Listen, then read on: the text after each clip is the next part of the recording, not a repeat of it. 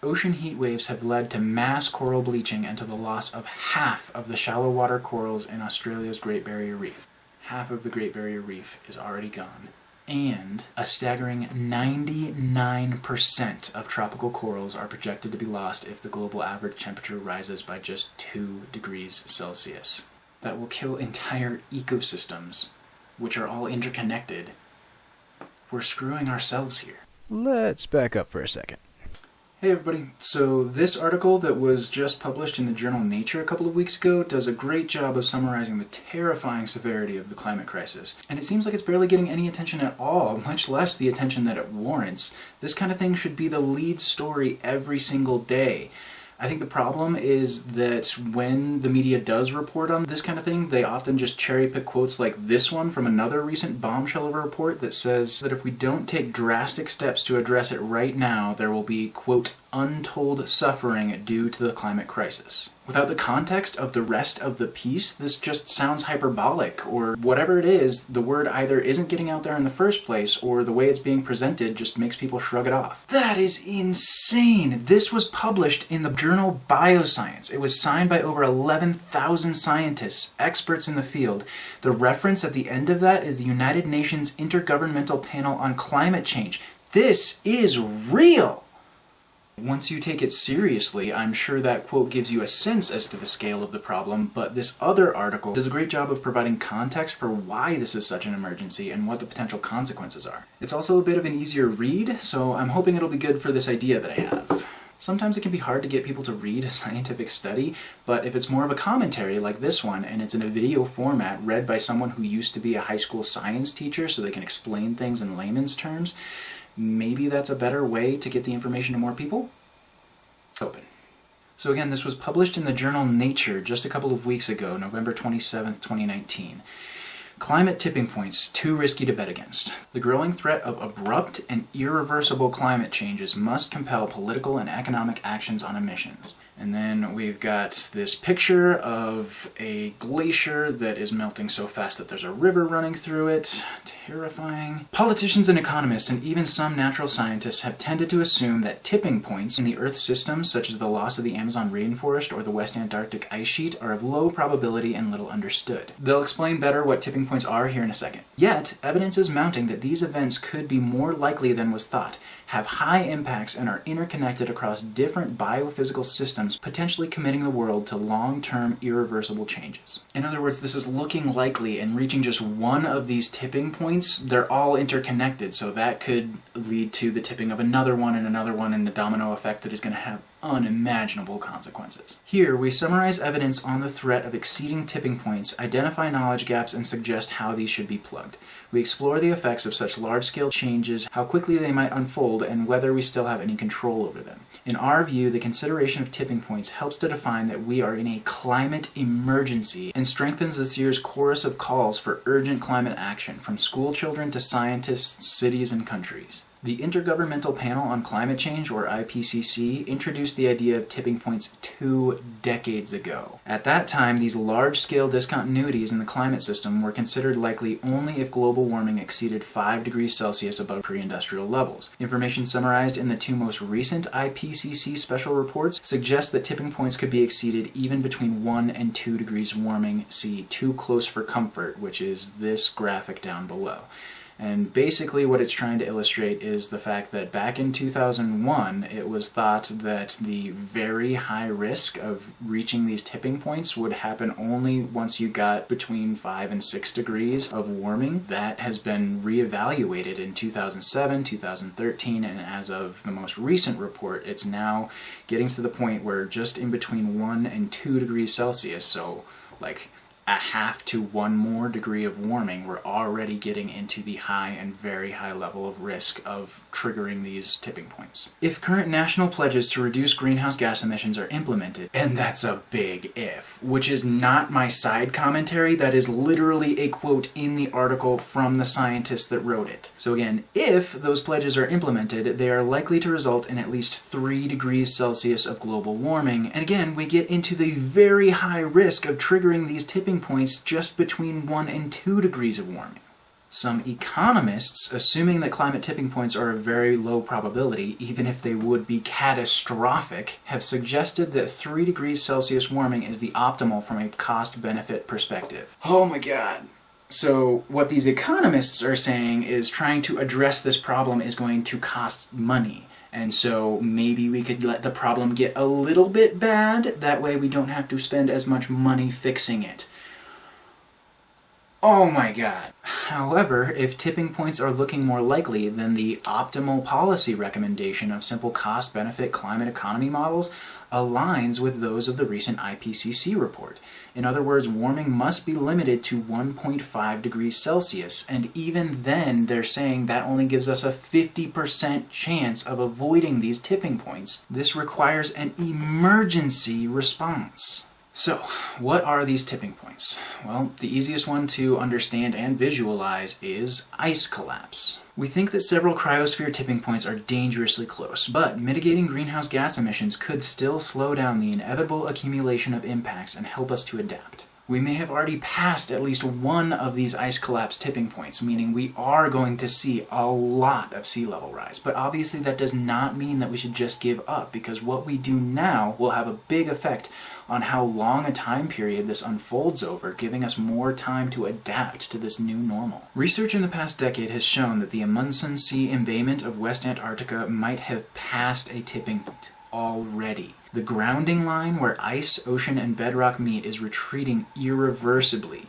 A model study shows that when this sector collapses, it could destabilize the rest of the West Antarctic ice sheet, toppling like dominoes, leading to about 3 meters of sea level rise on a timescale of centuries to millennia. 3 meters is about 10 feet, and to address the common misconception/conspiracy theory that melting ice won't raise the sea levels, that's if the ice is already in the sea. We are talking about ice that is sitting on land and melting into the sea. It absolutely will cause the sea level to rise by at least 10 feet, and it gets worse. The latest data show that part of the East Antarctic ice sheet, the Wilkes Basin, might be similarly unstable. Modeling work suggests that it could add another 3 to 4 meters of sea level on timescales beyond a century. That's another 10 to 13 feet of sea level rise on top of the 10 we were just talking about, and even though that's on timescales beyond a century, my baby will only be 80 years old at the end of this century. When we talk about climate change, we are not thinking far enough ahead. Centuries from now, those will still be our kids and grandkids and descendants. Even though we aren't going to be here to see it, how is it that we are not caring about what kind of environment we're leaving for our kids? The Greenland ice sheet is melting at an accelerated rate.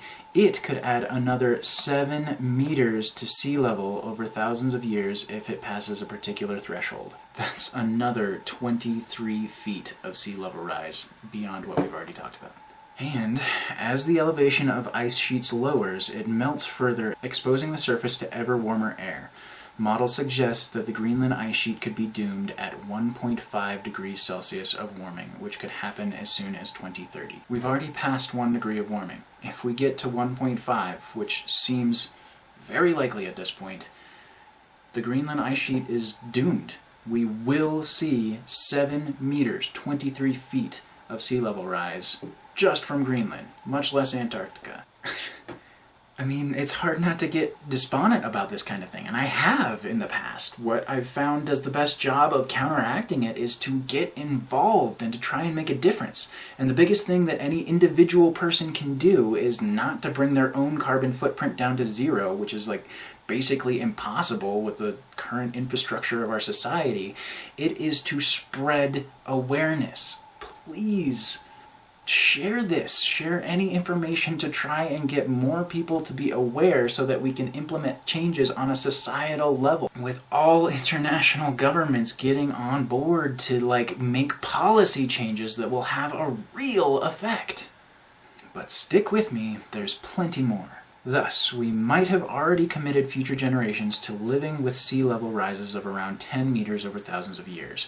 But that timescale is still under our control, which is why we need to be taking action now. The rate of melting depends on the magnitude of warming above the tipping point. At 1.5 degrees Celsius, it could take 10,000 years to unfold. Above 2 degrees Celsius, it could take less than 1,000 years. Our current goals have us on track for 3 degrees Celsius of warming, which means we could see dozens of feet of sea level rise in less than 1,000 years. Again, that seems like a long time, but dozens of feet in less than 1,000 years? How much sea level rise will we see in 100 years, when my kid will hopefully still be alive? Will there be any beaches left? How many coastal cities will be underwater? How many climate refugees will there be as a result? As they say here, action must be taken to slow sea level rise. This will aid adaptation, including the eventual resettling of large, low-lying population centers. A further key impetus to limit warming to 1.5 degrees Celsius is that other tipping points could be triggered at low levels of global warming. The latest IPCC models projected a cluster of abrupt shifts between 1.5 and 2 degrees Celsius, several of which involve sea ice. Again, these things are interconnected. Tipping one could cause that to tip another, and domino effect. Biosphere boundaries. Climate change and other human activities risk triggering biosphere tipping points across a range of ecosystems and scales. See Raising the Alarm, this graphic down below, which shows a bunch of different tipping points and how they are interconnected. For example, boreal forests, which is all of the forest fires that we've been seeing here in North America, and H, permafrost thawing, which is the scariest tipping point / feedback loop that I'll get to in a minute. And then here's the section that I put at the beginning about the death of the Great Barrier Reef and the collapse of ecosystems that we depend on. As well as undermining our life support system, biosphere tipping points can trigger abrupt carbon release back into the atmosphere. This can amplify climate change and reduce emissions budgets. Deforestation and climate change are destabilizing the Amazon, the world's largest rainforest, which is home to 1 in 10 known species. Estimates of where an Amazon tipping point could lie range from 40% deforestation to just 20%. About 17% has been lost since 1970. The Amazon tipping point could be as low as 20% forest cover loss, and we are currently at 17. With the Arctic warming at least twice as quickly as the global average, the boreal forest in the subarctic is increasingly vulnerable. Already, warming has triggered large-scale insect disturbances and increase in fires that have led to dieback of North American boreal forests, potentially turning some regions from a carbon sink into a carbon source.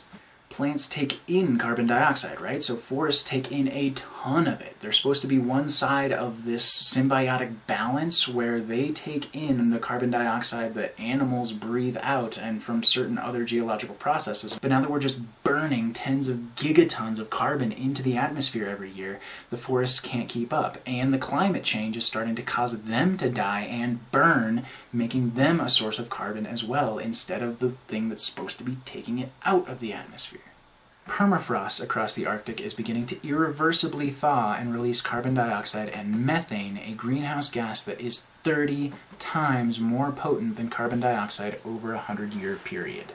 I mentioned that permafrost is the scariest one because it's frozen ground that normally never thaws out, but the 1 degree of warming that we've caused so far has made some of that permafrost start to thaw, and it's full of this organic matter that can then decompose and release methane, which again is 30 times more potent than carbon dioxide, which will cause things to warm up a lot more, causing a lot more permafrost to melt and methane to be released, and it's a vicious cycle, a feedback loop, a process that feeds on itself and can't be stopped once it gets rolling. All of these problems are caused by emissions, and here it turns out that one of the problems is the Earth itself becoming the source of the emissions. The world's remaining emissions budget for a 50-50 chance of staying within 1.5 degrees Celsius of warming is only about 500 gigatons of CO2.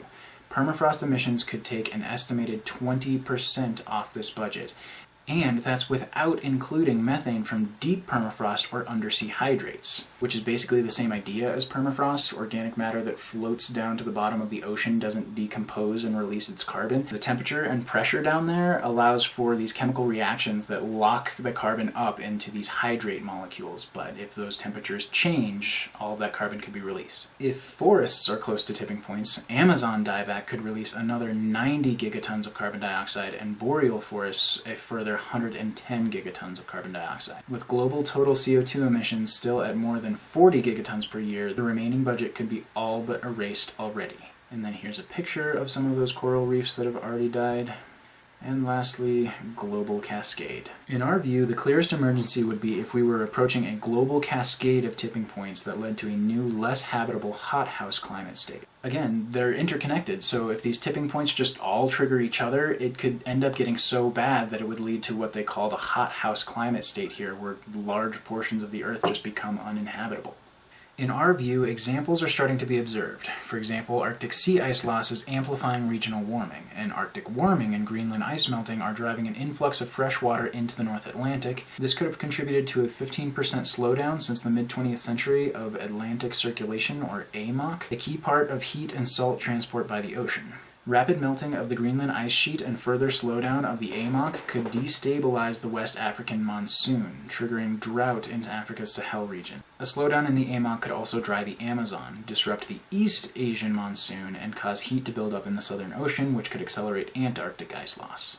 The paleo record shows global tipping, which means that this has probably happened before millions of years ago, but it's not really a comfort that this has occurred naturally without human intervention in the past. Happening now still means it's going to be absolutely devastating to our society. It just highlights that the Earth's system has been unstable across multiple timescales before, under relatively weak forcing caused by changes in Earth's orbit. Now we are strongly forcing the system, with atmospheric CO2 concentrations and global temperatures increasing at rates that are an order of magnitude higher than those during the most recent deglaciation. Atmospheric CO2 is already at levels last seen around 4 million years ago in the Pliocene epoch. It is rapidly heading towards levels last seen some 50 million years ago in the Eocene, when temperatures were up to 14 degrees higher than they were in pre-industrial times. It is challenging for climate models to simulate such past hothouse Earth states. One possible explanation is that models have been missing a key tipping point. A cloud resolving model published this year suggests that the abrupt breakup of stratocumulus clouds above 1200 parts per million of carbon dioxide could have resulted in roughly 8 degrees of global warming.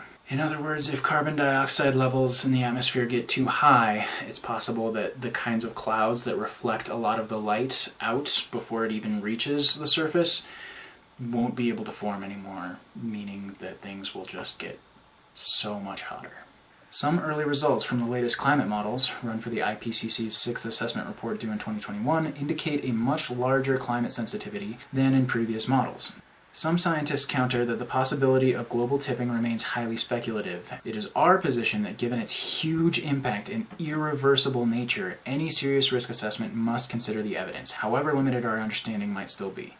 To err on the side of danger is not a responsible option. If damaging tipping cascades can occur and a global tipping point cannot be ruled out, then this is an existential threat to civilization. No amount of economic cost-benefit analysis is going to help us. We need to change our approach to the climate problem. Act now. In our view, the evidence of tipping points alone suggests that we are in a state of planetary emergency. Both the risk and urgency of the situation are acute. See emergency, do the maths below. Again, another graphic here that has this big fancy equation, but what it basically means is that we argue the intervention time left to prevent tipping could already have shrunk towards 0, whereas the reaction time to achieve net zero emissions is 30 years at best. Hence, we might have already lost control over whether tipping happens. A saving grace is that the rate at which damage accumulates from tipping, and hence the risk posed, could still be under our control to some extent. A lot of people don't think that climate change is a big deal because we've only increased the temperature by 1 degree Celsius, which seems negligible, but when you realize that that might tip off these natural processes that will warm things up so much more, we will have lost control.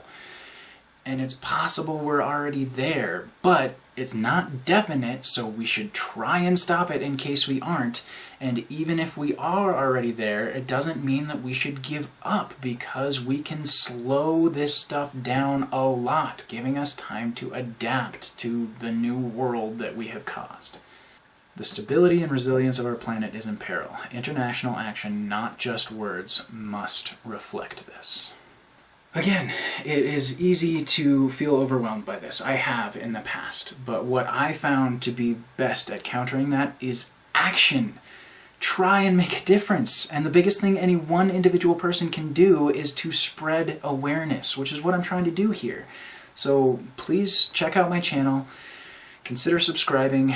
If you get value out of what I'm doing here, please support me on Patreon. But at the very least, spread awareness. Share this video or any other information that is going to get people to take this seriously. Thank you.